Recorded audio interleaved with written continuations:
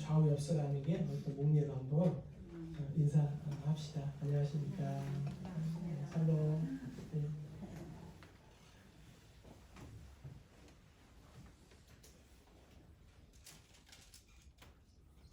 거룩한 주일 또 예배 자리에 나오신 또 여러분들을 주의 이름으로 또 사랑하고 축복합니다. 참 잘 나오셨습니다.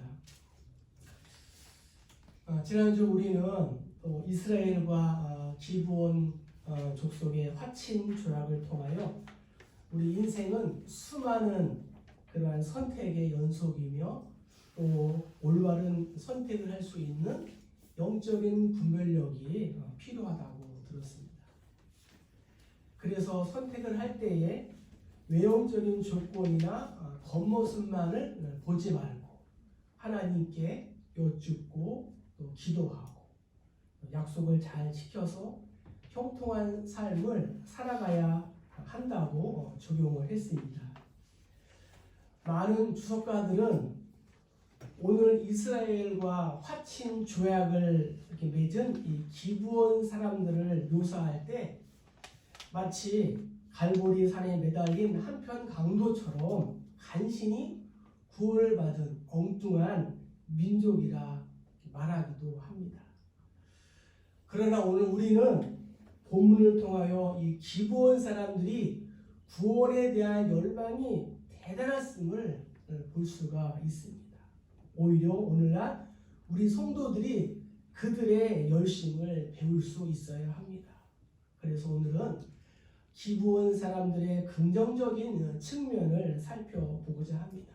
또 하나님께서 기브온 사람들의 행동을 통하여 우리에게 주는 교훈이 반드시 있습니다. 그러면 우리 다 같이 먼저 24절을 한번 읽어보도록 하겠습니다. 자, 시작. 그들이 여호수아에게 대답하여 이르되 당신 하나님 여호와께서 그 예전 모세에게 명령하사 이 땅을 다 당신들에게 주고 이 땅의 모든 주민을 당신들 앞에서 멸하라 하신 것이 당신의 종들에게 분명히 들리므로 당신들로 말미암아 우리의 목숨을 잃을까 심히 두려워하여 이같이 하였나이다. 아멘. 기브온 사람들은 먼저 자신을 바로 보는 지혜가 있었습니다. 먼저 기브온 사람들은 자신들이 처해 있는 현실을 바로 보았습니다. 즉 자신들은 도저히 만군의 하나님이 함께 하시는 이스라엘을 대적하여 승리할 능력이 없다는 것을 깨달았습니다. 따라서 자신들이 살 길은 오직 이스라엘과 화친하는 것뿐이라고 생각을 했습니다. 이것은 매우 지혜로운 판단이라 할 수 있습니다.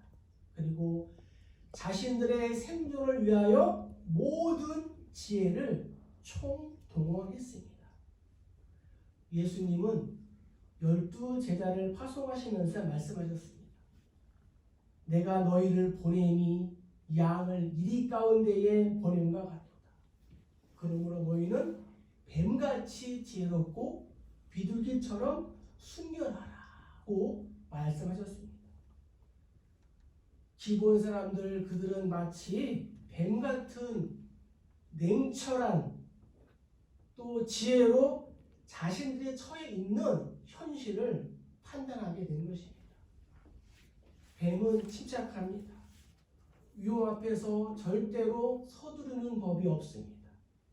침착하게 좌우를 살핀 후 장애물을 극복하고 때로는 위험을 피해가고 때로는 또 순식간에 사라져 버립니다. 우리의 삶에도 자신을 돌아보는 그러한 지혜가 필요합니다. 나는 과연 지혜롭게 살고 있습니까? 잠언 기자는 말합니다. 지혜는 그 얻은 자에게 생명나무라. 지혜를 가진 자는 복되도다. 또한 지혜를 버리지 말라. 그가 너를 보호하리라. 그를 사랑하라. 그가 너를 지키리라. 지혜가 제일이니 지혜를 얻으라. 내가 얻은 모든 것을 가지고 명철을 얻을지니라 라고 우리에게 권면해 주고 있습니다. 오늘날 우리는 코로나19로 인하여 여러 어려움에 직면해 있습니다. 그러나 우리가 하나님의 지혜를 구한다면 모든 또 위기와 어려움을 반드시 이기고 극복하게 될 줄로 믿습니다.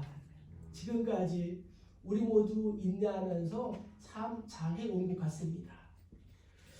물론 이 기본 사람들이 문제를 해결하는 방법으로 선택한 이 거짓말은 정정당당한 것은 아니었습니다. 결단코 옳은 것이 아니었습니다. 그러나 자신들의 현실을 바로 보지 못하고 교만하여 이스라엘을 대적하다가 멸망을 받은 다른 가나안 민족들보다는 현명한 판단을 한 것은 분명한 것입니다. 사랑하는 성도 여러분, 우리가 기브온 사람들로부터 배워야 할 것이 바로 이것입니다. 바로 우리의 자신의 현실을 정확히 볼 수 있는 그러한 지혜가 필요한 것입니다. 자신의 죄악된 상태를 깨달을 때 비로소 구원의 길을 찾게 되는 것입니다. 나 자신이 전적으로 부패하고 무능한 인간임을 발견한다면 그것에서 구원의 역사는 시작이 되는 것입니다.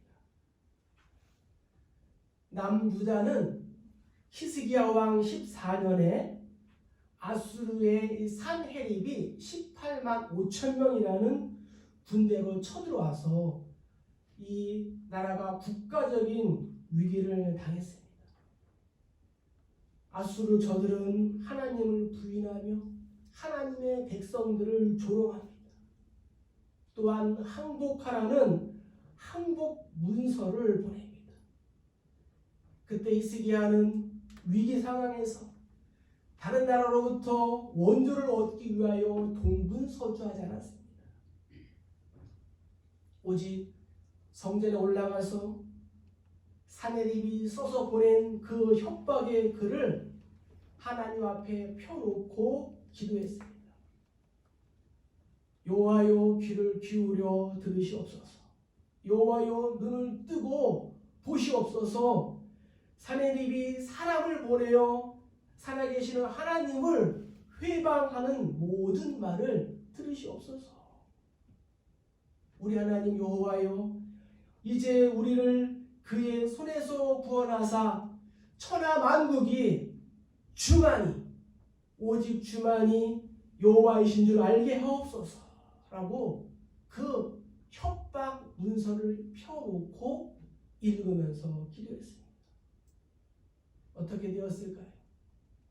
하나님께서 사자를 보내어 아수르 군대 18만 5천 명을 물리쳐 준 줄로 믿습니다.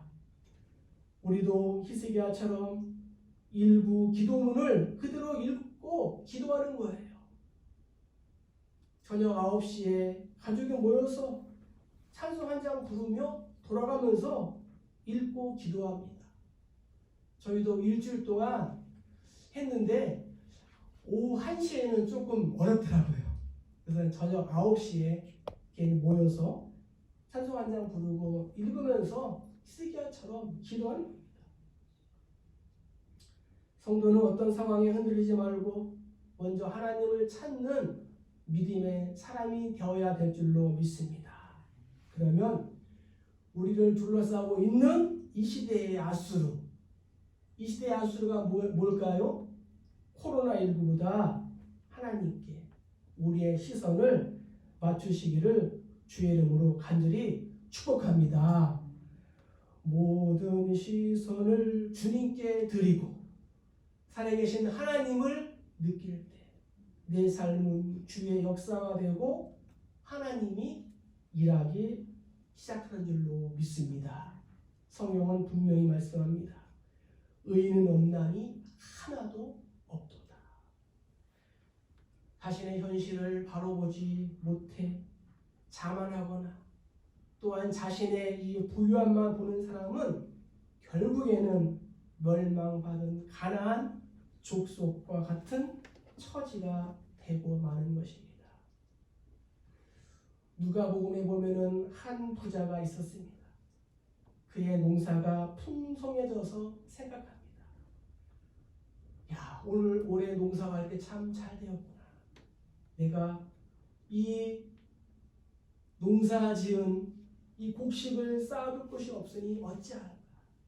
내가 내 창고를 헐고 더 크게 짓고 내 모든 곡식과 내 물건을 거기에 쌓아두자. 편히 먹고 마시자라고 장담을 합니다. 내가 하나님께서 말씀하십니다. 어리석은 자여, 오늘 밤에 내 영혼을 찾으리니 그러면 내가 준비한 이 모든 것이 누구의 것이 되겠느냐. 그렇습니다.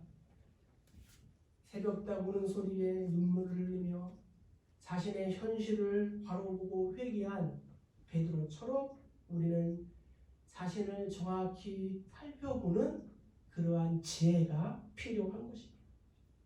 그래서 베드로는 고백합니다. 모든 육체는 풀과 같고 그 모든 영광은 풀의 꽃과 같으니 풀은 마르고 꽃은 시드나 하나님의 말씀은 영원하다고 고백했습니다. 자신이 하나님의 피조물이며 또 죄인이며 질그릇 같은 유한한 존재임을 깨달은 자는 결단코 멸망당하지 않습니다. 오히려 그에게는 구원의 길이 활짝 열리게 되는 줄로 믿습니다. 오늘 말씀을 우리 삶 가운데 적용해 봅시다. 나는 내 자신의 현실을 바라보고 있습니까? 또 인정하고 있습니까? 내가 100% 죄인임을 알고 있습니까? 오늘 말씀처럼 하나님의 그러한 지혜를 구하는 우리 모두 되기를 주의 이름으로 간절히 축복합니다. 자, 두 번째 우리 20절과 21절을 한번 읽어보겠습니다. 자, 시작. 우리가 그들에게 맹세한 맹약으로 말미암아 진노가 우리에게 임할까 하노니 이렇게 행하여 그들을 살리리라 하고 우리에게 이르되 그들을 살리라 하니 족장들이 그들에게 이르되 그들이 온 회중을 위하여 나무를 패며 물을 깃는 자가 되었더라. 아멘. 기본 사람들의 행동을 통하여 우리에게 주는 두 번째 그런 교훈은 그들은 구원에 대한 열심이 있었다는 것입니다. 자신들의 현실을 바로 주목한 이 기본 사람들은 이제 살 길을 모색했습니다.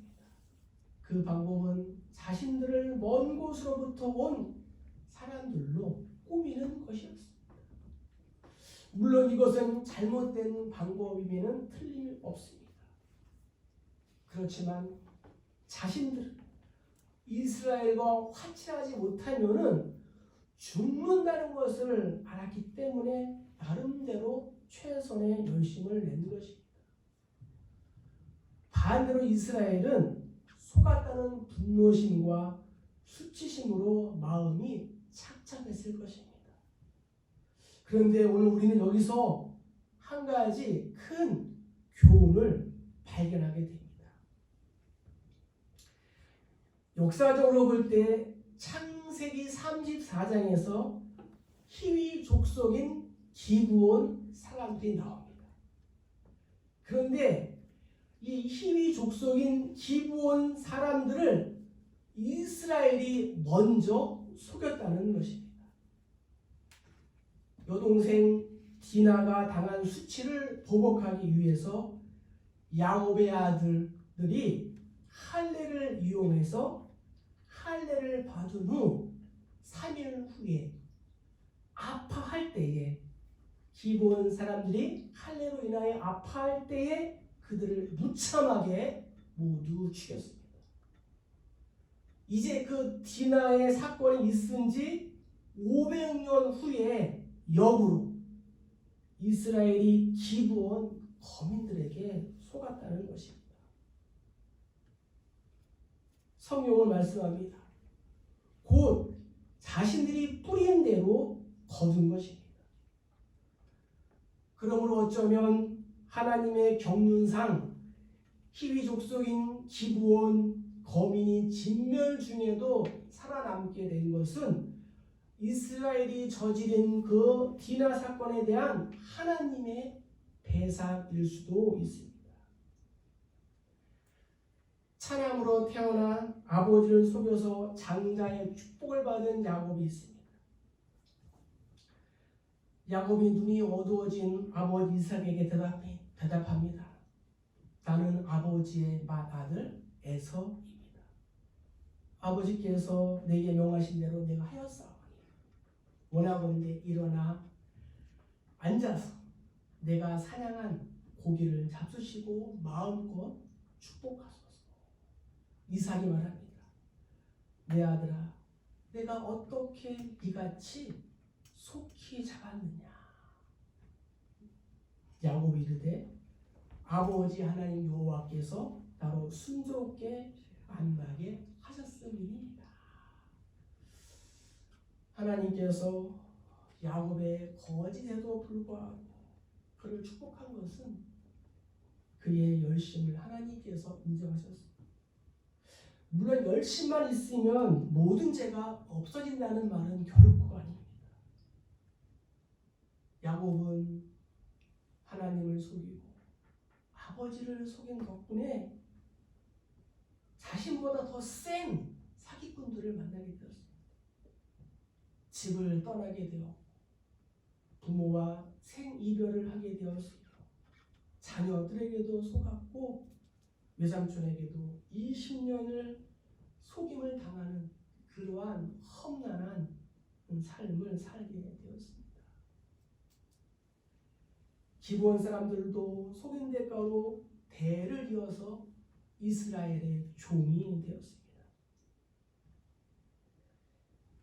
미국의 20대 대통령 가필드는 평소 10분의 투자, 10분의 열심을 강조했습니다. 대학 시절 가필드 기숙사 친구 중에 수학의 천재라고 불리는 학생이 있었습니다. 가필드가 아무리 노력을 해도 이 친구의 수학 성적을 앞지를 수가 없었습니다. 어느 날 밤 이 가필드가 공부를 끝내고 잠자리에 들었습니다. 그런데 그 친구의 방에는 여전히 불이 켜져 있었습니다. 그런데 그 불은 10분 후에 정확히 꺼졌습니다. 그때 가필드는 중요한 사실을 깨달았습니다. 저 친구가 나보다 성적이 우수한 것은 바로 10분의 노력, 10분의 열심이 있었기 때문이다. 그래서 이튿날부터 가필드는 그 친구의 방에서 불이 꺼지고 나면 10분 동안 더 공부를 했습니다. 그리고 6개월 후에는 수학 1등을 차지했습니다. 가필드는 그때를 떠올리며 이렇게 말합니다. 모든 성공의 열쇠는 이 10분을 어떻게 사용하느냐에 달려있다. 성공한 사람들은 남들보다 10분을 더 노력한 사람들이다. 10분의 열심이 사람의 운명을 바꿔 놓을 수도 있습니다.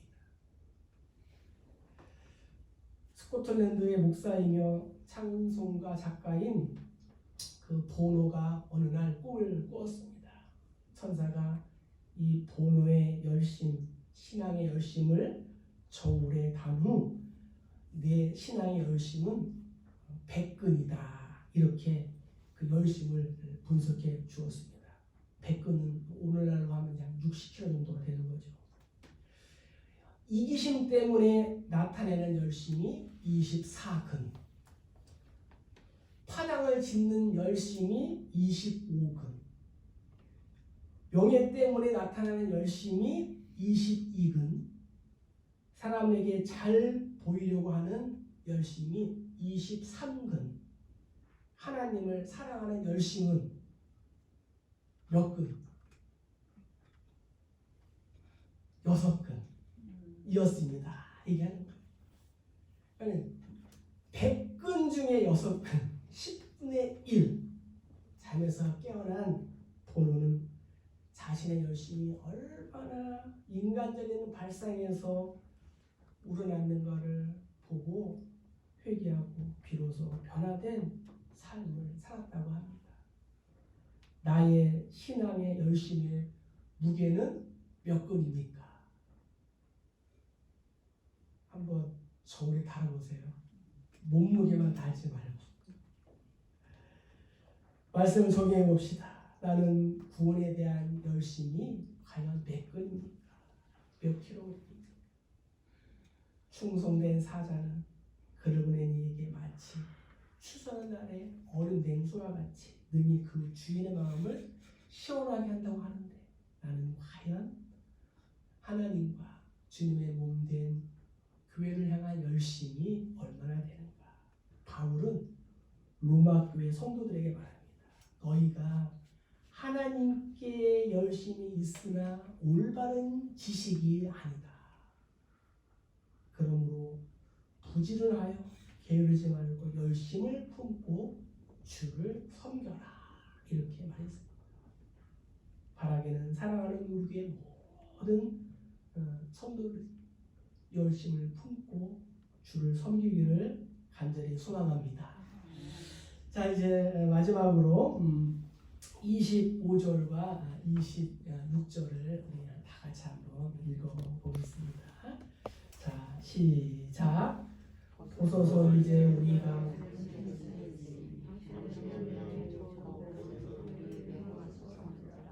여호수아가 그대로 그들에게 행하여 그들을 이스라엘 자손의 손에서 건져서 죽이지 못하게 하니라. 아멘. 세 번째, 기브온 사람들의 행동을 통하여 하나님이 우리에게 주시는 교훈은 뭐예요? 모든 것을 맡겼다는 거예요. 기브온의 행동은 이스라엘의 입장에서 볼 때는 커다란 오점을 남기게 되었습니다. 그러나 기브온의 입장에 봐서는 성공적인 결과를 가져오게 되었습니다. 15절에 여호수아가 말합니다. 곧 그들과 화친하여 그들을 살리리라는 조약을 맺고 회중 족장들이 그들에게 맹세하였더라. 그런데 불행인지 다행인지 그 사실은 3일 만에 들통나고 말았습니다. 마치 야곱의 아들들이 레위와 시므온이 이 기브온 사람들 할례를 시킨 후에 3일 만에 그들 다 죽인 것처럼 오늘도 이 3일 만에 이렇게 발각이 되고 말았습니다. 그 16절에 조약을 맺은 후 사흘이 지나서야 그들이 이웃에서 자기들 중에 거주하는 자들이라 함을 들으니라. 고대 국가 간 관습상 조약을 서로 맺은 후에는 상호 국가를 방문하는 것이 당연한 일이었어요. 그래서 3일 후에 방문해서 알게 돼요. 이때 기브온 사람들이 말합니다. 뭐라고 그래요? 당신의 의향에 좋고 옳은 대로 우리에게 행하소서. 옳은 대로 우리에게 행하소서. 모든 것을 맡겼습니다. 생사 여탈권을 맡긴 거예요. 이러한 결단이 그들의 구원에 결정적인 역할을 하게 되었습니다. 대를 이어 비록 종이 되고 노예가 되었지만 하나님의 장막에서 봉사하는 축복으로 반전이 되었던 것입니다.